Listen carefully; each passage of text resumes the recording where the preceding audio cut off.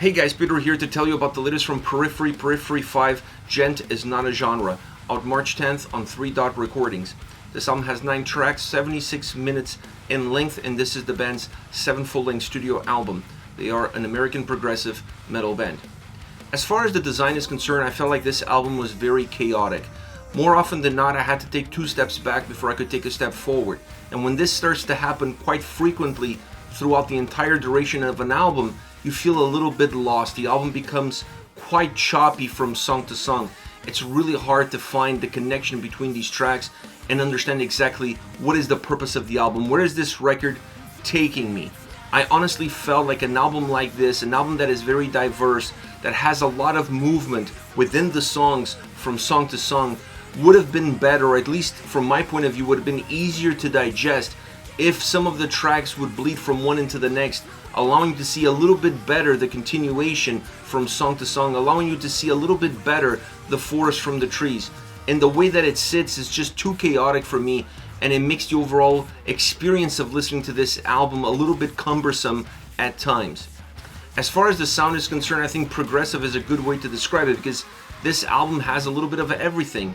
It has jazz elements, it has a lot of pop elements, it has electronic elements, obviously metal, it has progressive metal, it has a little bit of a heavier side of that progressive metal, not just from a vocal perspective but also from a sound perspective. It's a record that constantly changes, constantly adapts, constantly morphs.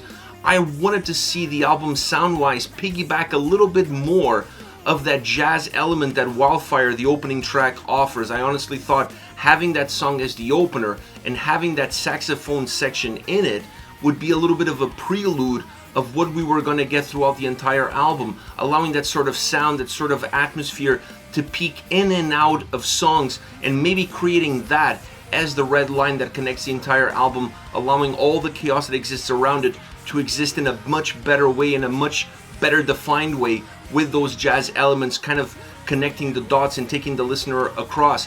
It wasn't the case. I mean, they're still sporadically spread out throughout the album, not as far as the saxophone is concerned, but there's going to be some elements that have that twang of jazz sound, of jazz experience in some other songs of this record. But I felt like this album had a lot more pop in it than anything else. It had clear sounds, a lot of electronic sounds, a lot of clean vocal moments that really bring the mood down, that make this album a lot more radio friendly from that perspective, or for lack of a better expression, to really simplify how this album comes across sound wise.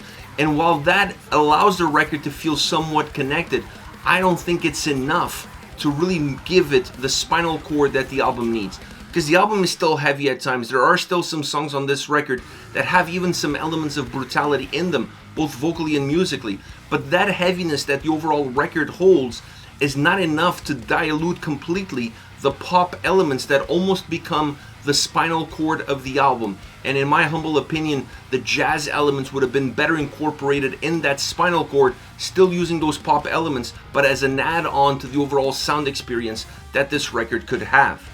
As far as guitars and drums, I honestly really enjoyed both elements.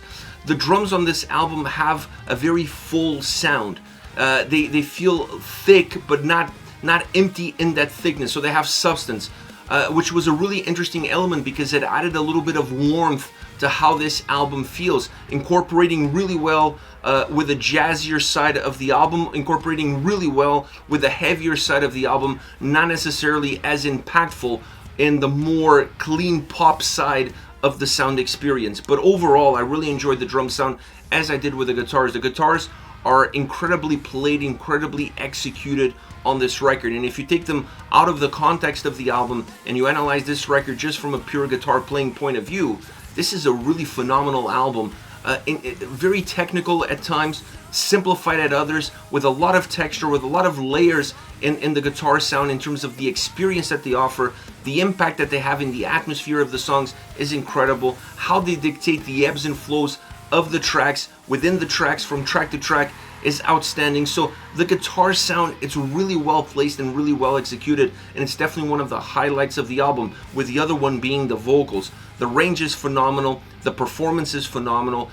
You gotta love both sides of the spectrum, the more brutal, heavier side of the vocal performance, that incorporates extremely well with the heavier side of the album sound-wise, and then the clean vocals that emphasize that pop reference that this whole album has, but also meshing really well with some of the songs that incorporate some of those jazz elements, some of those more technical elements, included with the progressive elements of the sound as well. I like the vocals because of that. They felt mobile. They didn't feel static throughout the entire album. They felt like they had life, and they were easily adapted to everything else that was happening around them. The backing vocals and the layers on the vocals throughout the record worked really well as well, because without changing too much of the DNA of the vocal performance, you're able to give volume and presence in certain songs that really called for, in order to allow them to expand a little bit, feel a little bit bigger, a little bit epicer, if you will, a little bit outside the box, but never necessarily breaking completely with the path that was given before. So I really enjoyed the guitar sound, and I really enjoy the vocals. The two highlights of this album is just that you can't just judge an album based on two elements that make up the overall design, that make up the overall experience.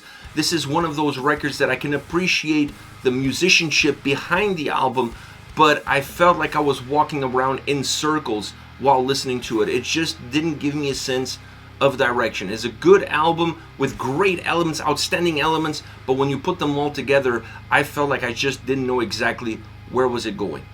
As far as favorite songs are concerned, I want to start off with Wax Wings. Great guitar opening. That guitar opening morphs into something a little bit bigger, allowing the sound to feel a little bit more textured, allowing the vocals to also take the lead experience on this specific song. The vocals take the lead experience on almost every single track outside of some of the heavier ones, and that allows them to really shine and to be in the forefront of everything that this album offers. This song is a perfect example of that.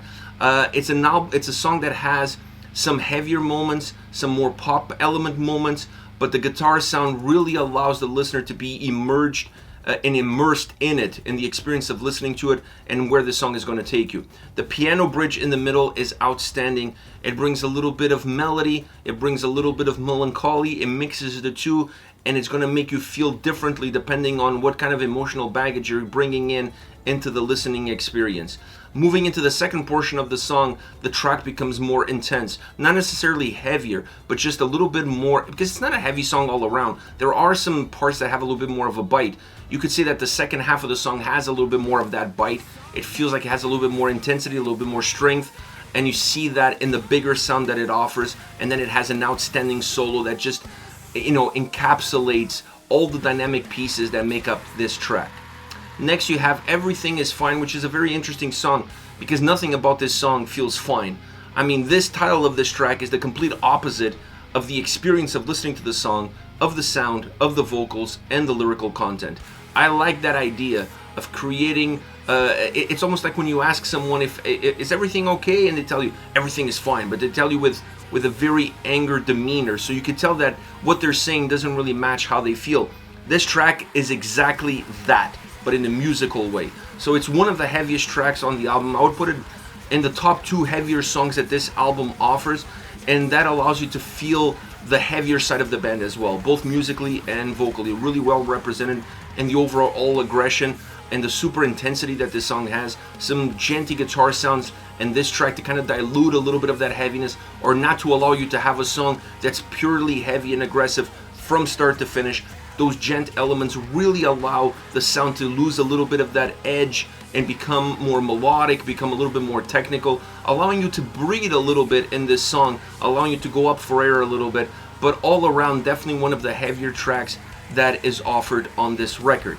Last but not least, Dying Star, another vocally driven song, a song that feels like a ballad. It feels like a pop rock ballad, but not quite at times. Perhaps more towards the end of the song, it becomes more defined so, but it also has a little bit more intensity, a little bit more volume in the second half versus the first half, but it's a song that never really changes too much of its DNA.